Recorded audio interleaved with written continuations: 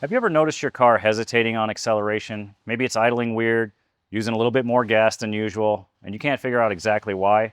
One of the most common and overlooked causes is a dirty or faulty mass airflow sensor, better known as a MAF sensor. And this tiny part measures how much your engine air is breathing, and if it's off, everything else gets thrown out of balance. In this video, I want to show you how a mass airflow sensor works, how you can clean it safely, and the most common symptoms when it starts to fail. By the end, you'll know how to diagnose it, maintain it, and even some other symptoms that look like it, and maybe even save yourself a few $100 in some unnecessary parts.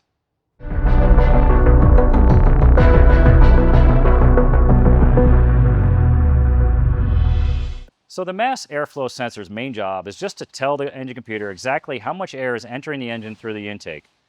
And that lets the ECU calculate the right amount of fuel to mix with the air for efficient combustion. Now, most modern cars are using what they call as a hot wire mass airflow sensor. Inside, there's a fine platinum wire that's heated electrically, and as the air flows past it, it cools that wire. So the computer monitors how much electrical current is needed to keep that wire at a constant temperature, and from that, it's calculating the airflow. So it's a pretty simple concept, but it's extremely precise, and when that gets dirty, that fine wire in there, the precision goes right out the window. Over time, contaminants from the air like dust and pollen, oil vapor from PCV systems, filter oil from performance air filters, and even air filter fibers can stick to that delicate hot wire. Some of that debris can come in from incorrectly installed air filters and poor filter seals like this one. So even a thin layer of grime can make the sensor think there's less air coming in than there really is. The engine computer compensates by adding more fuel, and that's where the drivability problems can start. The dirty mass airflow sensors are especially common in dusty climates or where cheap air filters are used, or even those over-oiled air filters. Let's talk about a few of the most common symptoms I see in the garage. The first one will be hesitation or stumble when you're accelerating. This is extremely common, as is the check engine light. You can get codes like P0101, 102, 103. Those are all mass airflow sensor codes.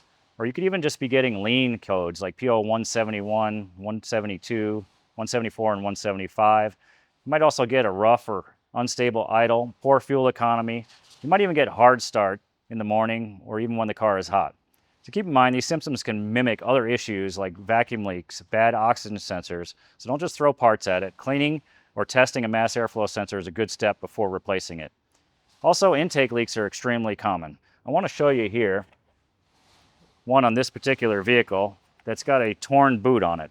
Okay, so the mass airflow sensor sits in here at the top of the air box, and then it goes into this ductwork.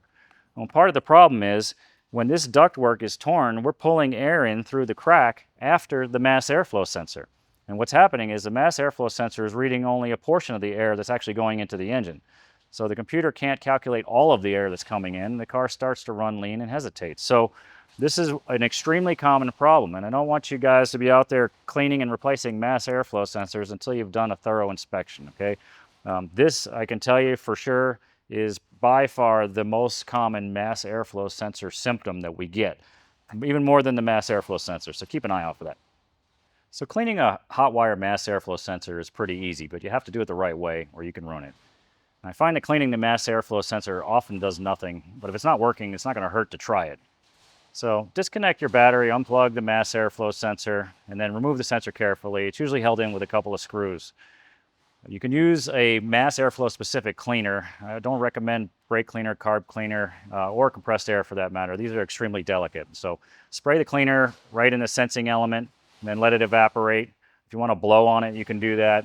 Don't touch the wire that's in there or try to wipe it or clean it with anything. It's easily damaged. So just let it dry for 10 or 15 minutes before you reinstall it, and that's it. You don't need any other stuff in there. Just put it back inside. You might want to clear your codes in your memory, and then go ahead and give it a road test and see if that cured your problem. So it's really important that we're talking about hot wire mass airflow sensors. There are a few different styles in there, and this is the only one that's really able to be cleaned. If you guys are working on an older car and you have one of those with the door in it or something, it's a totally different system in there. It's not a hot wire system. There's no debris stuck to an element in there. Those have a little potentiometer inside there, and that door sweeps the potentiometer to send the signals back to the computer. So there's nothing to do on those older flap style ones. And then of course there are the new style sensors. They work a little bit different than these. I wouldn't recommend cleaning those either. Okay, so just be careful. Make sure you know what you're working on. This style of sensor, obviously out of a Honda. I'll show you a few other examples, but These style sensors were common for the last 20 or 30 years. It's just only some of the newer cars are coming out with some new technology, so stay away from those as well. So here's the basics of what's happening behind the scenes with a standard mass airflow sensor. It'll send a voltage signal to the ECU, usually about half a volt at idle, so somewhere up around 4.5 volts at wide open throttle. And if the sensor gets dirty, that voltage doesn't climb as high as it should, so the ECU thinks the engine's getting less air. Now it'll compensate for that by adding fuel, which makes the engine run rich, and then over time that can foul spark plugs, it can hurt the catalytic converters, and of course it'll skew the long-term fuel trims, and the computer is going to start to adapt to the incorrect sensor in there. That's where we run into the problems.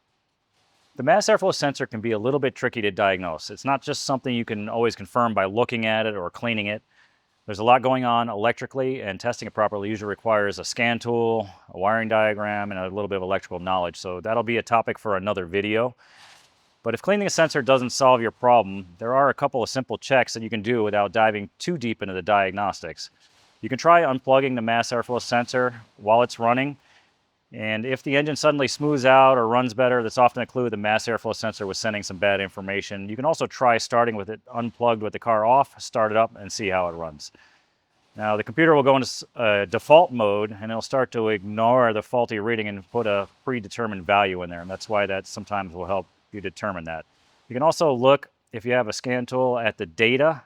And in the live data stream, you'll see the mass airflow sensor signal voltage. It'll range from about 0.5 volt to about 4.5 volts at full throttle. If you notice any dropouts, flat spots, or inconsistent readings, that'll tell you that something's not right.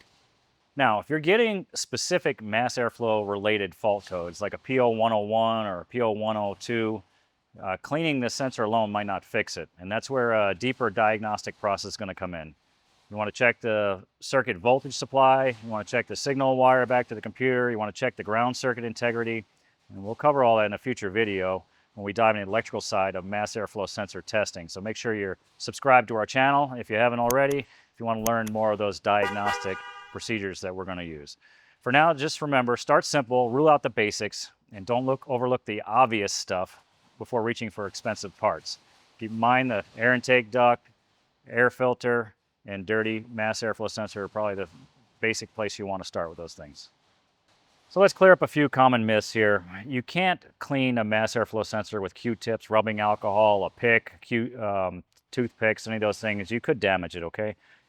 Cleaning it won't always fix a broken mass airflow sensor, only a dirty one. If it's internally damaged, you'll have to replace it. Always clean the sensor element and not the housing or the screen. And don't spray too close. Let the cleaner do the work. We don't want all that liquid piling up inside the electronics to the sensor. So to recap this, your mass airflow sensor measures airflow using a heated element. And when that gets dirty, the ECU is going to miscalculate the fuel delivery, and that leads to poor performance, wasted fuel, and all other kinds of problems. So cleaning it with the right cleaner is cheap and an easy way to restore the performance and avoid unnecessary repairs, but it's not always a fix. If you guys found this helpful, make sure you hit that like button, subscribe to the OrtoTech Garage, ring the bell so you don't miss our next video, and then share this video with anyone chasing down performance fuel economy issues. Could save them a little bit of money. Drop a comment down below if you've had success cleaning your mass airflow sensor, if you've ever replaced one that didn't actually need replacing. I'd like to know your thoughts on that, and leave us some comments down below. Thanks for watching OrtoTech Garage. We've got another great video coming up for you right here. Check it out.